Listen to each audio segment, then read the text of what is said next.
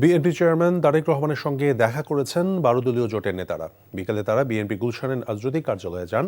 এটা সৌজন্য সাক্ষাৎ ছিল জানিয়ে বিএনপি বলছে, রাজনৈতিক সৌজন্য এবং পারস্পরিক সহযোগিতার অংশ হিসেবেই এই সাক্ষাৎ অনুষ্ঠিত হয়েছে।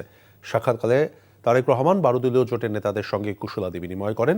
তিনি তাদের খোঁজ খবর নেন এবং পারস্পরিক সৌহার্দ্যপূর্ণ পরিবেশে মত বিনিময় করেন।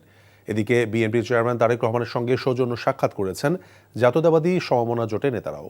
সাক্ষাৎকালে তারেক রহমান সমমনা জোটের নেতাদের সঙ্গে কুশল বিনিময় করেন। এছাড়াও বিএনপি চেয়ারম্যান তারেক রহমানের সঙ্গে দেখা করেছেন অবসরপ্রাপ্ত ব্রিগেডিয়ার জেনারেল আবদুল্লাহিল আজমি। এ সময় গুমের স্মৃতিচারণ করে তার লেখা একটি বই তারেক রহমানকে উপহার দেন আজমি। এ সময় তিনি সদ্য প্রয়াত সাবেক প্রধানমন্ত্রী বেগম খালেদা জিয়ার জন্য রাখা শোক বইতে স্বাক্ষর করেন।